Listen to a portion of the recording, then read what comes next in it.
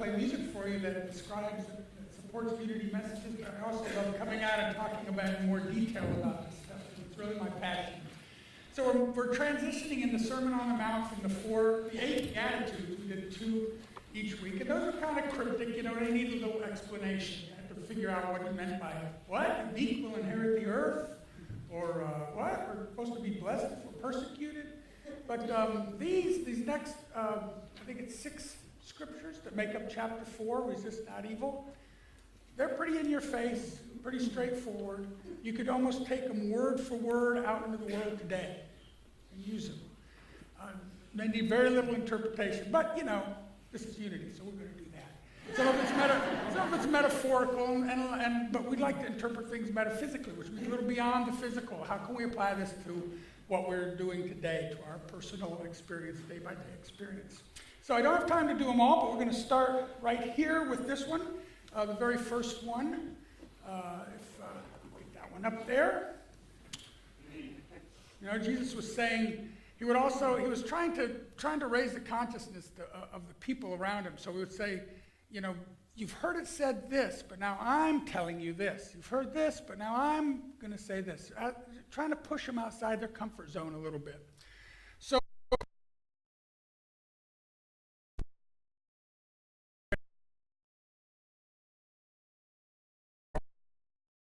it causes you to sin, cut it off and throw it away. It's better for you to lose one of your members than for your whole body to go into hell. Okay, so this is one of those. If we took it literally, all right, I'd be looking out on a sea of eye patches and prosthetic hands, right? We'd all be gouging out each other's eyes and cutting off hands. We don't want that. Okay. So Jesus uses hands and eyes as metaphors here, of course. And if we were going to interpret this metaphysically, then we might look at the eye. It represents our perspective, how we see things. So if we're seeing someone as unworthy, if we're judging by appearances, which is just the way we see the surface things we see, Jesus says to change your perspective, turn the other cheek. Pretty simple if we look at it that way. Throw it away, cut it off. The hand represents those things we hold on to that no longer serve us. We might be holding on to some unforgiveness, some resentment. He's saying cut that thing off, get it out of the way. It's a simple yet really clever way of saying release not just the things that don't serve you anymore, but release anything that's causing you to sin. In Unity, we believe we call sin missing the mark. Anything that causes you to miss the mark, fall short. In other words, anything that's causing you to, keeping from you from experiencing the kingdom of heaven. Okay, so in the next verse, this is what we call the title cut in music. It's the one that the chapter was named after. You have heard it said that an eye for an eye and a tooth for a tooth. But I say to you, do not resist an evildoer. But if anyone strikes you on the right cheek, turn the other also. If anyone wants to sue you and take your coat, give him your cloak. And if anyone forces you to go 1 mile, go also the second. Give to everyone who begs from you, and do not refuse anyone who wants to borrow from you. That's a lot. Wow. Okay, so if we took this one literally, there'd not only be a sea of eye patches and prosthetic arms, you'd all be naked, tired, and poor, too. Because you're giving away your clothes, you're walking extra miles, you're giving off all your money, you know. Sadly, this moral code still exists today. We can see it out into the world. Everywhere we look, there's people wanting to get vengeance, wanting to get even. It's the eye for an eye mentality. It's still around and still quite prevalent, as we've seen recently. But Einstein said that a problem cannot be solved at the level it's created. And this is exactly what Jesus is saying. He was Einstein, pre-Einstein, way before Einstein. These are the same ideas. He's saying that every time you seek retribution, every time you want to get even with somebody, every time you want revenge, you're taking your consciousness back to the moment where that thing was created. Okay, to where you felt the original, you're putting your body through all of that again. The emotions, the same emotions. You're reliving the anger. You're reliving the hurt. So don't do that. See this? Don't do that. These are the same ideas of non-resistance that Gandhi and King used to change the world. So when we look at them, if we want to change our own perspective, our own, we'll look at it metaphysically, we can apply them to our personal conflicts. and apply them to the enemies within us. Okay, so we can think of the evildoer, this thing that we're supposed to not resist. I think of this as our shadow side. We can look at it as our shadow side. You know, that's the region of the psyche where we hide all of those addictions and desires and weaknesses, those embarrassing fears. You know, we keep them stuffed down in the shadows. We don't want anyone to know. It's the only place I have privacy, the only place no one can get to. It's the only place that I can keep that stuff, that no one will see it. But how can we ever experience wholeness if there's this whole big part of us that we're keeping partitioned away and locked away and stuffed down? We've got to bring them out and out of the shadows and into the light of truth where we can heal them, see them, and work through them. Alcoholics Anonymous has helped alcoholics all over the world gain this sense of wholeness by helping them to acknowledge and face their illnesses and diseases and addictions. You know, my name is, and I am an alcoholic. That's a huge step for somebody to admit and to see and to bring that out to light and to work through it with other people.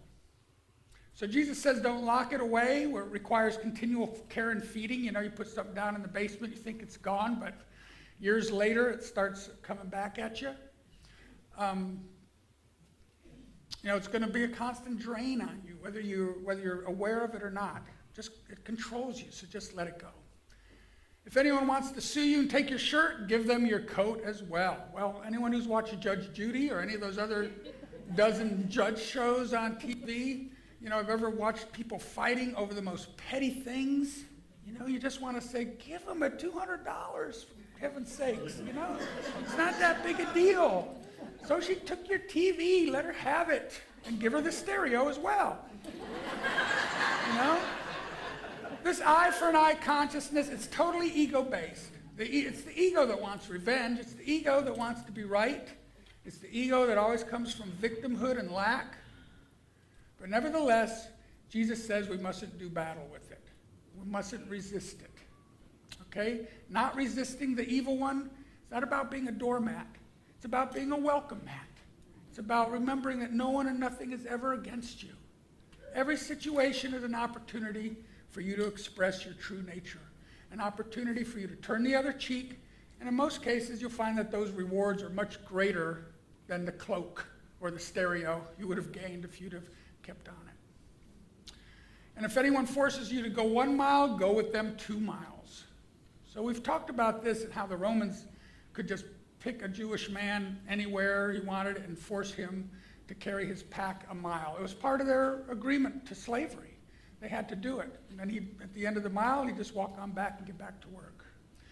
But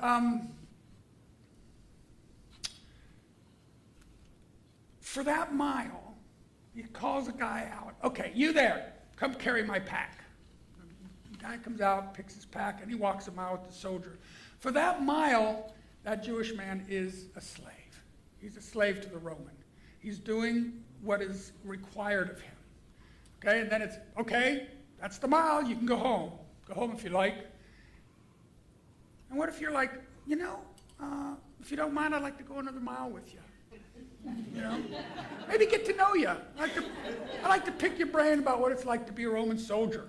You know, if you don't mind, I don't mind carrying your pack. Let's go another mile. Come on, blow his mind. But now he's equal. Now they're equal. Okay, he's not doing it because he's a slave. He's doing it out of his own volition. He's free for that last mile. That extra mile, he's a free man. Turn the other cheek was the same thing. It prevented someone from hitting you with the same hand that they would hit a Roman soldier with. They would be forced to hit you with instead of the backhand that they would hit a slave with. It was kind of this forced equality. It's really brilliant teaching. It's amazing. So we apply this to your job. Okay, when you do only what's required of you in your job, you're a slave to it. You're a prisoner to that job.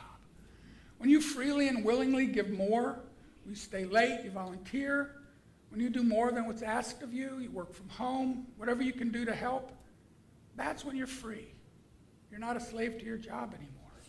We have this gift of free will.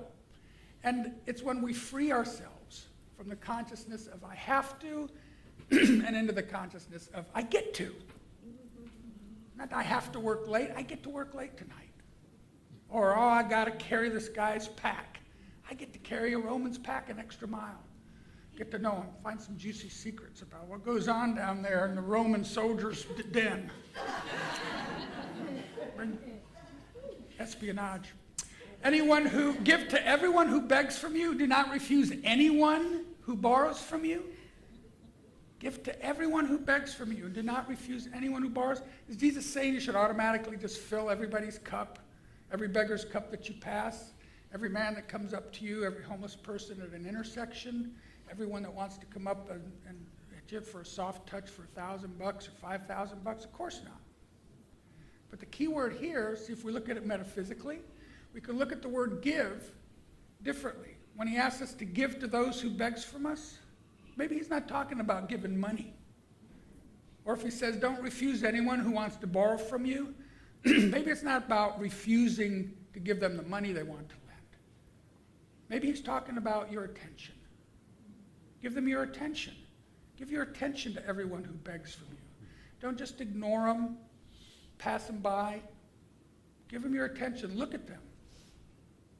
Okay, there may be a friend who stiffed you before, comes to ask you for money, but don't bring that past experience into this.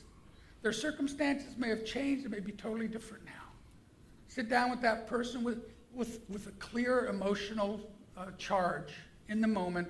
Listen to their situation, and then you can respond yes, yes, or no, no in the moment. You've got spiritually guided guidance there. So again, why is this way better? Why is this better than actually giving money to everyone? Again, because it makes everyone equal. The rich guy can throw a shekel into a cup and not even think about it. A slave couldn't afford to do that. It made rich people above the slaves. They could follow Jesus' teaching, but the poor guy couldn't. So now they were spiritually a slave as well. But everybody can give attention. Everybody has attention to give, and everybody has the same amount of attention. The poor, the rich, made them all equal. And if you can't give substance, give them a look or a smile. Bless them silently. You know, the homeless guy's thinking, thanks for the smile, buddy. Now you got a sandwich? The yes, yes, and the no, no. It's not influenced by any past experience or fear. It's well-informed and spirit-led. What's next? As if I didn't know. You've heard it said, you shall love your neighbor and hate your enemy, but I say love your enemies and pray for those who persecute you, so that you may be children of your Father in heaven. For he makes the sun rise on the evil and the good. He sends the rain on the righteous and the unrighteous. For if you love those who love you, what reward do you have? Do not even the tax collectors do the same? And if you greet only your brothers and sisters, what more are you doing than others? Do not even the Gentiles do the same? So you can't get much plainer than that. These are one of those you can take right out into the world. But again, Jesus is asking us to do a little more than what's normally expected of us in the past. Loving those who love you will not initiate any real change in your thinking. I'm the kind of guy that would go out in the middle of the night in a snowstorm to get you a pack of cigarettes if you needed it, or anything. A loaf of bread, I should say, maybe. But Jesus is asking us here, not just do that, but if you go out in this snowstorm and you see a guy on the side of the road with a flat tire, stop, pull over, help him, get out of the car. I don't know if I'd be willing to do that all the time. A lot of excuses would come in, you know. But where he wants us to go a little bit farther, just stretch your mind a little bit more. That's like the rich man throwing money into a bowl. That's not going to stretch him. It's nothing to him to throw money into a beggar's bowl. But for him to sit down with a beggar, look him in the eye, talk to him, that makes a significant change in the way he thinks about things. Love everyone, not just those who look like you, or worship like you, or vote like you. Love everyone. It's the oil in the great machine of creation, love, that keeps it running smoothly. This teaching is the crux of all the others. It's the metaphorical first domino. Once you get this, everything else is added unto you. And it segues nice into the very last scripture. Short and sweet. Be perfect, therefore, as your heavenly Father is perfect. Like, what? You want us to be like God? Never make a mistake? Never get angry? He's not telling us to do something that we can't do. Jesus wouldn't tell us to do something we couldn't accomplish. But he says this right after the whole scriptures about loving your neighbor as yourself, right after he tells us that God makes the sun rise on the evil and the good, sends the rain on the righteous and the unrighteous. So there's a reason for that. He led right into that. The Aramaic word for perfect is tamim, T-A-M-I-M, and it translates many ways, including perfect and whole, but it's also, most commonly, it's thought to mean complete or wholehearted. So loving those who love you is incomplete, right? It's conditional. It's not a complete love. God loves all humanity equally, the Jesuses and the Hitlers. So if we look at this translation in context, and in following what Jesus had just said, we could say, love as your Father in heaven loves. My mentor, Reverend Richard Bunch, in that Unity Enrichment says some translations of tamim can also mean inclusive. I love that as a summary. Be ye therefore inclusive, even as God in heaven is inclusive. So there it is. It's non-resistance. Non-resistance, the key to our personal power, the key to our personal freedom. What more do we need? If you just chose one of these scriptures, just chose one little bit of it, what? Something going on? Oh. Well, that's the ending slide. Okay. If you just chose one, I didn't notice that one. If you just chose one of these are great to take out into everyday life. Every day you have a chance to use these. You can use it in traffic. You can use it dealing with coworkers if you have a tough conversation, buying coffee at Starbucks. All of these apply to your everyday life. Just take one and work with it this week, and it'll change the way you interact with the world around you. So this is sum it all up. Resistance is futile. It does you no good. Just let it go. So I think now we're ready to go into a little time of prayer together. So if you just take a moment, and when you breathe in that breath, feel that air going past your nose, your nostrils, down into your lungs. That's the life energy of God. The Easterners call it prana. The energy of God is in the air we breathe. We bring that attention into this moment, and we realize and become aware of the one great truth, that God is all there is. God is all there is. God is the air we're breathing. God is the chair you're sitting in. God is the floor under your feet. The music you hear, every sound, your heartbeat, your breath, it's all God. And if God is all there is, then we are one with God.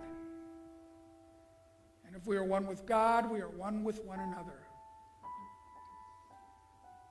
So just take that great truth in. We are one with one another.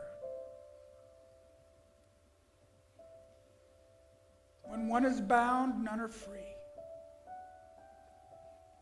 We are interdependent and intertwined.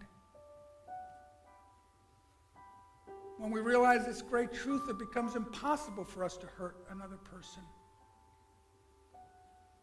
When we realize this and help others realize it, we're removing a thought of hate, a thought of separation, a thought of judgment, replacing it with thoughts of unity and oneness.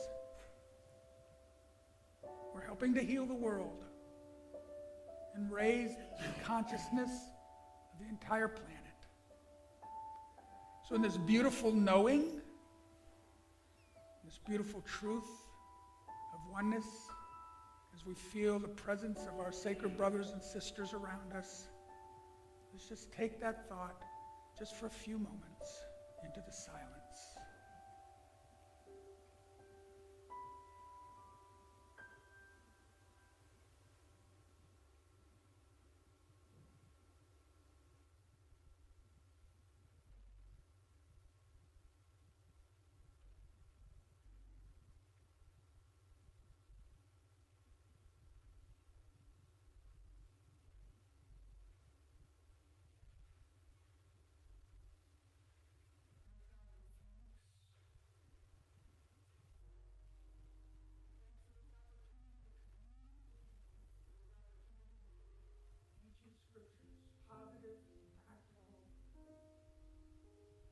progressive message of Jesus into our hearts, into our lives, and into our interactions with one another. We give thanks that we are one. We give thanks for the unity of all humankind and the unity of all creation. As we move forward with great expectation, that consciousness is raised beyond the need for fear, out of the eye for an eye consciousness. We give thanks. We say, and so it is together, and so it is.